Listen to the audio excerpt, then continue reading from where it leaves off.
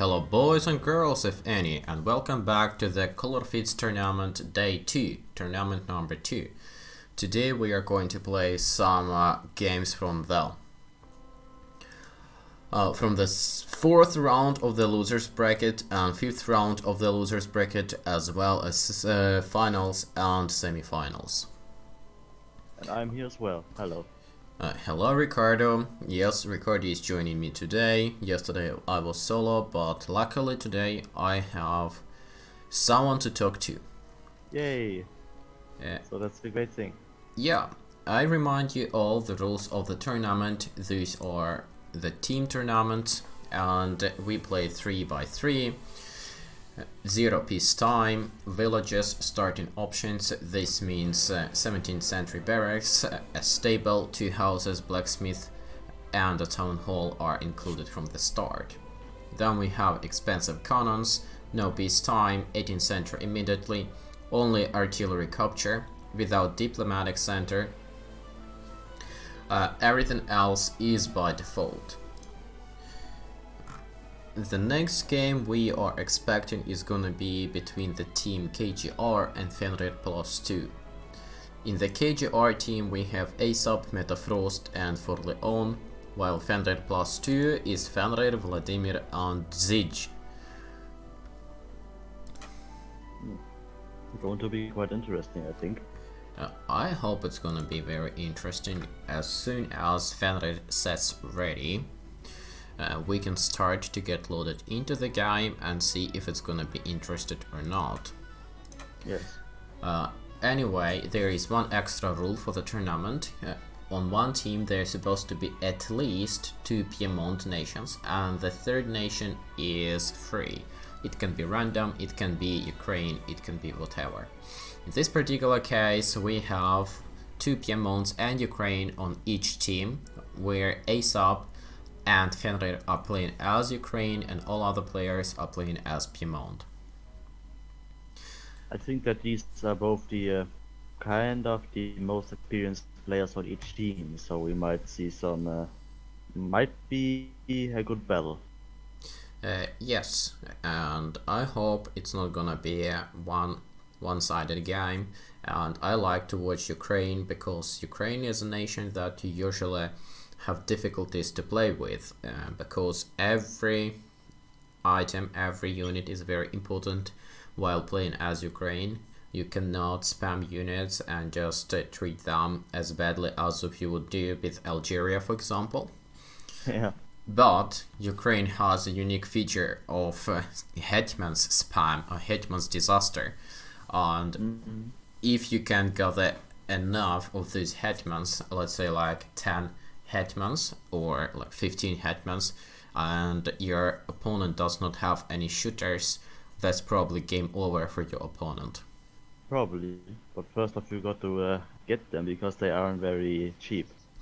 No, they are not very cheap, that's for sure, and even more, they also need gold to upkeep them. So you need gold to produce them, and you need gold to upkeep them. They're basically an efficient mounted officer. Yes, I'm going to spectate for Fenrir because he's playing as Ukraine, and we can see that location of the players is kind of mirrored, but not exactly mirrored, and Vladimir has a little bit remote location, which should not play a huge role in this game, I guess, but anyway, let's see where is the second Ukraine. So the second Ukraine is just across the map. We have one Ukraine at the western side of map and one Ukraine at the eastern side of the map. So Hetman spam should not be as easy as it could be. We can see that now Fenrir might lose his academy. Oh no, he did not lose his academy, and he lost the hetman to Ukrainian peasants. Ukrainian peasants, they have very high damage of 20. This they can... All peasants have a damage of 20. They just have more health. Okay. What I think is currently quite interesting is that ASAP is going for the register Cossacks of the Hetman. Maybe he's trying to save some gold at the beginning to make the mine upgrades or something. Might be a good idea. I can imagine that Fenrir's economy is rather crippled with this. Okay, Ukrainian peasants have 75 health and 20 damage, which is a bit more than standard European peasants of 50 health and 20 damage. It's basically 50% more. And now we can see that Ouch! Fenrir That's is the damage. already making an attack with his hetmans, but all hetmans been dead. Or almost all of them, so... He killed a lot of peasants though. Yes, he has killed a lot of peasants, but didn't do that much of a damage. I think a hetman's raid is only useful when you have at least like 10 hetmans together. Otherwise, Yes, I think so. if you throw a single hetman into a bunch of enemy pikes and retiers, that's not a good idea. No, I don't think so. What I think is interesting in this mode is that I've seen multiple people go for the Raiders or the Cuirassiers, or basically any 17th cavalry. The Cuirassiers are 18th, I know, but if they go for them instead of Hussars or 18th Dragoons. I believe it's because cuirassiers are much more expensive to upgrade, while retiers are much cheaper to upgrade and they are much faster to produce. I'm not sure about how much fast. No, the Cuirassiers are being faster produced than the Raiders. Oh, yeah. Actually, yes. That might be...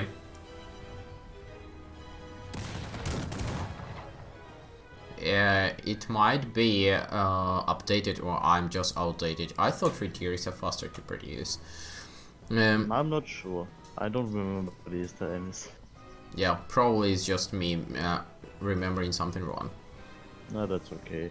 We're not perfect.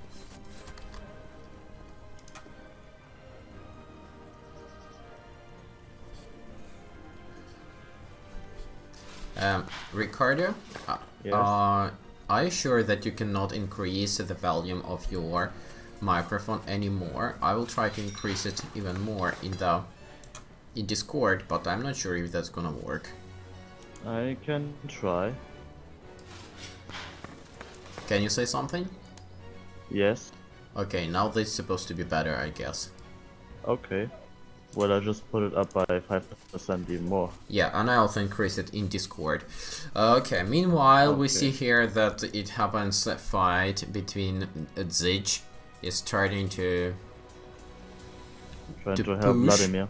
together with Vladimir, they are trying to push into Metafrost base, but Metafrost has backup of Ukrainian Serduks and Ukrainian registered Cossacks. Should probably be aggressive instead of falling back. Yeah, and now they are retreating for no good reason and basically losing the pikeman from Serduks. And now they're turning around way too late in my opinion. In a very bad angle for everybody. Yeah, I think it was not a good idea to retreat, and then it was double not a good idea to turn around. Yeah, because now they have lost. Yes, they did lost, but not terrifically lost. Well, they lost an entire formation. I think that's quite a changer. However, I think that they can survive for now. Especially if we keep in mind that Fenrir is coming with his Serduks to provide backup. Well, he's going again. Yes, so basically they are turning back, and let's see if Zij would be able to provide enough cover to Vladimir to defend himself against the yellow pikes. Let me check what kind of upgrades for his pikes Metafrost has.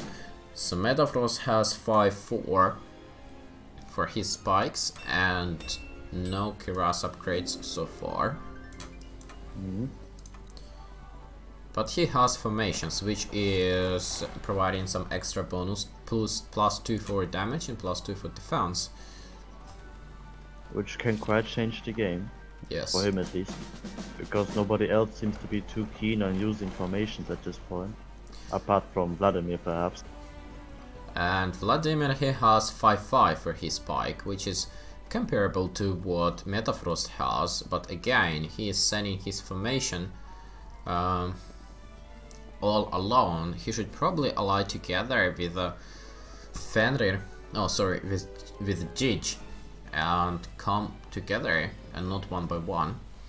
And I see here that Vladimir is making a trick. He's setting his rapiers to guard pikes, so he has easier times to manage them and make them work together. I just wanted to set it up as well. I thought it's a quite funny tactic. I don't even know how it's supposed to work, to be honest. Yeah, but it's fine, I guess. Yeah, but now those 3 rapiers, which probably failed to understand that they need to guard pikes, are going to die without a glory. That's not very efficient, especially not for their building time. And Zij is again lagging behind, not fighting together. And we can see that ASAP is reinforcing Metafrost with his registered Cossacks and Sertux once again, while on the top Forleon is sending his spike formation, which might be meeting Fenrir's Serdux. Meanwhile, Fenrir is still producing hetmans and making some harassment for the Forleon's base.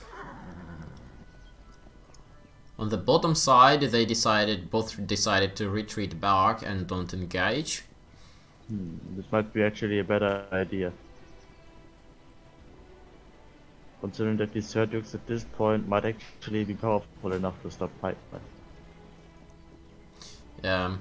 Let's actually check what kind of upgrades we have for Ukraine. So Fenrir has 3 firepower upgrades in the barracks, no firepower upgrades in the academy, and no fire rate upgrades in the academy. Yes, those Redukes are pretty weak right now. If Fenrir would be able to get at least 1 fire rate upgrade, that would be a much more significant force on the field. Yeah. And ASAP is trying to capture this hill with his Serdux, but retreating back for some unknown reason.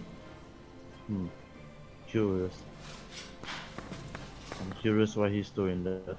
Maybe he sees that Fenrir is also coming with his Serdux and he wants to counter, or I don't know what's happening here. By the way, I don't know why Gij is suiciding his peasants into the army of Forleon. Well, probably he streamed his peasants' production to the wrong place as well, and poor peasants. Yeah. I would really love to tell him, but if I do that, it could be considered as helping one team or another team, so I need to stay shut. Yeah, that wouldn't be too good. By the way, Colorfit, it would be nice of you if you could add the link to the grid to the video description so that people do not ask it in the YouTube chat.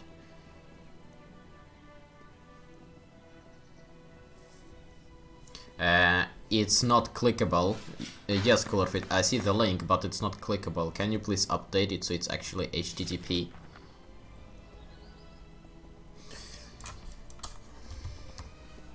Fenrir has got 22 Ukrainian hetmans, and I think he needs to gather them up and definitely do not send them against enemy Serduks, otherwise it would be a huge waste of hetmans.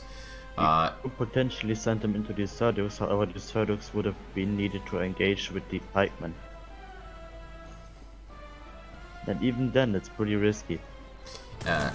I think Siege Cossacks are much better force against enemy Serduks than hetmans, especially if Serduks are upgraded at least slightly. Yeah. It's much better if he gathers all of his hetmans, and now he has 28 of these, and sends them up north and just removes Forleon's base. It sounds like absolutely possible right now.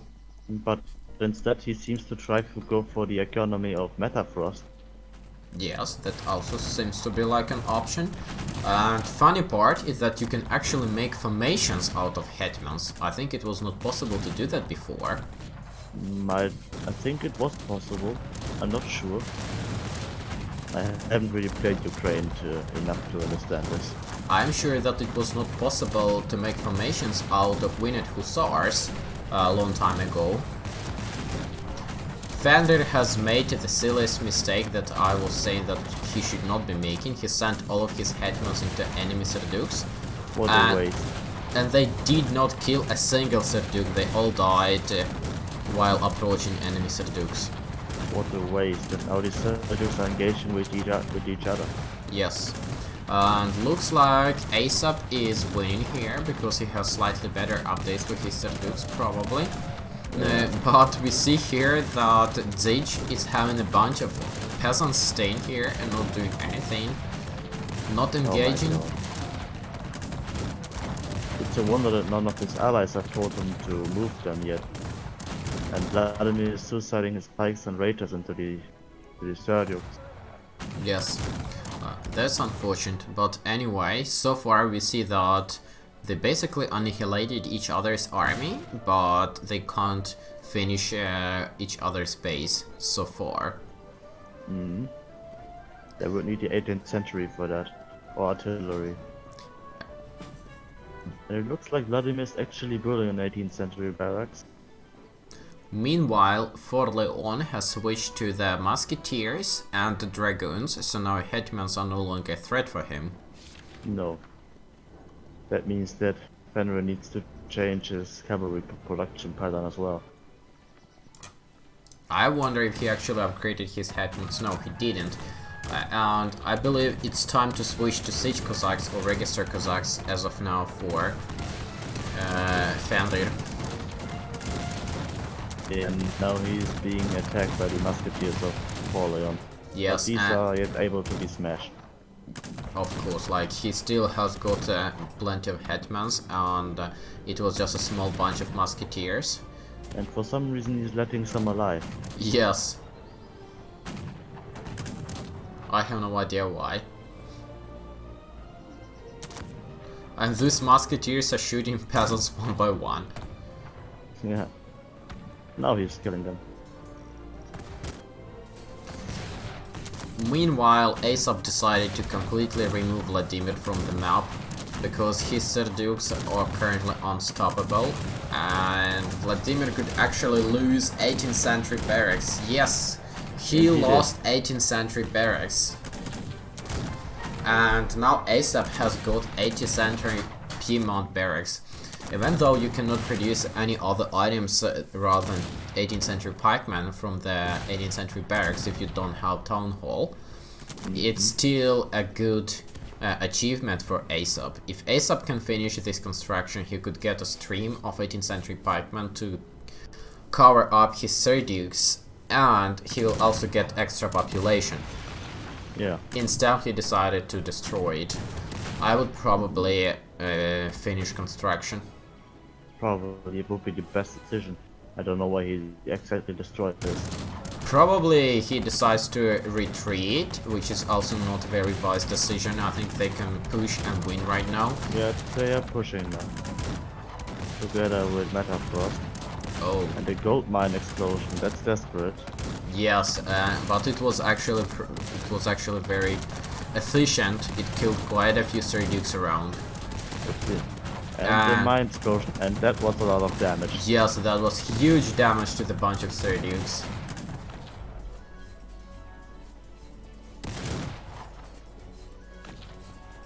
Let's see what's going to happen here.